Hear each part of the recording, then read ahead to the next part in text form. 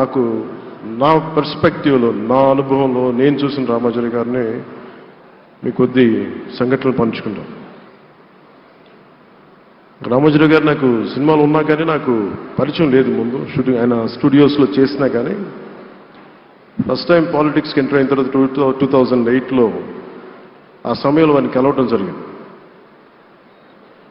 ఆయన మాట్లాడిన విధానం చాలా నిక్కచ్చిగా, ప్రజల పక్షపాతం. ఆయన మాట్లాడుతున్నంతసేపు నాకు మైండ్లో ఒకటే అనిపించింది, మనసులో జర్నలిస్టిక్ వాల్యూస్ని కాపాడటానికే ఆయన ఉన్నారు. ప్రజాక్షేమం, ప్రజా సంక్షేమం, ఈ పర్స్పెక్టివ్లోనే, ఈ కోణంలోనే ఆ చర్చ జరిగింది. నన్ను ఒకే ఒకసారి ఆయన 2019లో ఒక లంచ్కి ఆహ్వానించారు వారి కుటుంబ సభ్యులతోటి. ఆ రోజు ఆయన మాట్లాడింది దేశ పరిస్థితులు, ముఖ్యంగా పత్రికా స్వేచ్ఛ గురించి, పత్రికా రంగం ఎంత కీలకమైంది. ఆయన ఎప్పుడూ కాంప్రమైజ్ అవ్వలేదు.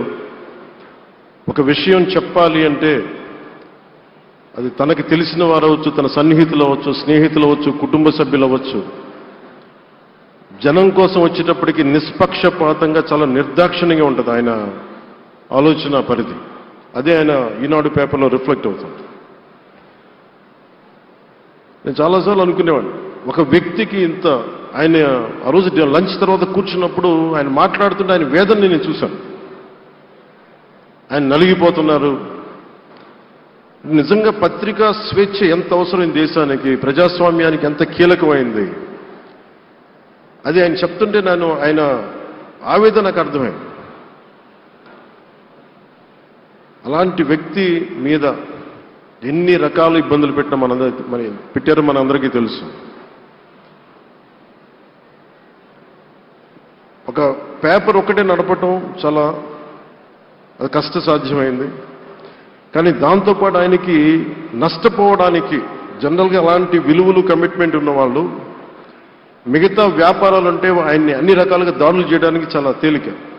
అలాంటి దాడుల్ని తట్టుకుంటూ యాజ్ ఎ జర్నలిస్ట్ ఆయన అన్కాంప్రమైజింగ్ యాటిట్యూడ్, అన్కాంప్రమైజింగ్ వాలర్, అవన్నీ ఆయన్ని నాకు చూస్తే చాలా చాలా ఆనందం వేసింది.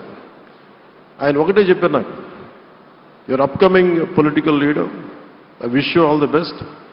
నీ జీవితంలో నువ్వు కాంప్రమైజ్ అవ్వకు, what ever you believe in, నువ్వు ఏదైతే నమ్ముతావో దాన్ని త్రికరణ శుద్ధిగా చేయని చెప్పి ఆయన చెప్పింది నేను ఈ రోజుకి మర్చిపోలేను.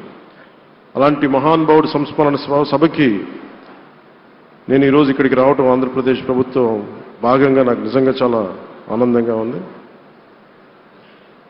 రైట్ టు ఇన్ఫర్మేషన్ యాక్ట్ దారిలో చూస్తూ ఉంటుంది దాకా ఎగ్జిబిషన్లో 2008 రైట్ టు ఇన్ఫర్మేషన్ యాక్ట్లో ప్రజలకు ప్రతిదీ తెలియాలి, ప్రభుత్వంలో ఏం జరుగుతుంది, ప్రభుత్వం ఏం తీరుతలు ఎలా ఉంది అని. దానికోసం ఆయన అందరినీ కలిపి ఆంధ్రప్రదేశ్లో, ప్రత్యేకించి ఉమ్మడి ఆంధ్రప్రదేశ్లో ఆయన ఒక ఉద్యమకర్తగా కూడా వ్యవహరించారు. ఒక ఆర్టీఐ లాంటి థాట్ ప్రాసెస్ ఉండాలి అంటే ఒకటే ఉంటుంది, ఇది ఏమి జరిగినా ప్రజలకి తెలియాలి, ప్రభుత్వంలో ఉన్న రాజకీయ వ్యవస్థ ఏమి చేసినా ప్రజలకి తెలియాలి, వారికి అండగా ఉండాలని చెప్పి ఆయన చేసిన ఈ యజ్ఞం చాలా జటిలమైంది, చాలా కష్టమైంది. పత్రికా రంగంలో విస్తరించిందే కాకుండా సినిమా నిర్మాణ రంగంలో కానీ, స్టూడియోస్ కానీ, హోటలియర్గా కానీ ఇవన్నీ చాలా చేసి ఉండొచ్చు. కానీ ఆయన క్రక్స్ ఆఫ్ రామోజీరావు గారిది మోస్ట్ ఇన్స్పిరేషనల్ జర్నలిస్ట్.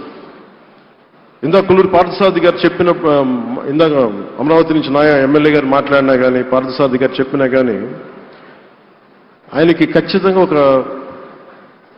విగ్రహం పెట్టాలని. ఎందుకంటే జర్నలిస్ట్ విలువల్ని కాపాడి ఆయన ఎందుకు ఇన్స్పిరేషన్ అంటే, ఎన్ని కష్ట నష్టాలు వచ్చినా, ఒక జర్నలిస్ట్గా ఉండటం వేరు, ఒక పత్రికాధిపతిగా ఉండి అన్ని ఒడిదుడుకులు ఎదుర్కొని ఆయన కుటుంబాన్నంతా బెదిరించినా కానీ, ఏమి చేసినా కానీ జనరల్గా కుటుంబ సభ్యులు కష్టం వస్తే నలిగిపోతాం. కానీ అది కూడా దాటుకొని నేను నా జర్నలిస్ట్ వాల్యూస్ నేను కాంప్రమైజ్ అవ్వను, ఏదైతే జరగనని చెప్పి ఆయన కూర్చోబెట్టి at the cost of his family members also he vent ahead and uphold the journalistic values. వారికి దానికి చాలా చాలా సాహసం కావాలి. నాకు చాలా ఆనందం వేసింది. ఆయన ఆఖర్లు ఎలక్షన్ రిజల్ట్స్ వస్తాయి, ఎప్పుడు వస్తాయి వీటన్నిటి అనుకున్న టైంలో నేను ఒకటి అనుకున్నాను, ఆయన ఆరోగ్యం క్షీణిస్తూ ఉంది, బాగుండు, ఆయన ఈ విజయ వార్త వింటారా లేదా అనేది నేను ఒకటే ఆలోచిస్తూ ఉన్నాను. సో నేను శ్రీమతి శైలజా కిరణ్ గారిని, సుమన్ గారిని, శ్రీమతి విజయశ్రీ గారిని అడిగినప్పుడు నేను ఒకటి అడిగాను, ఆయన విన్నారా అండి, ఆయనకి మాటలు వినిపించినాయా? అందరూ చెప్తాను, ఆయన వినిపించట్లేదంటే లేదు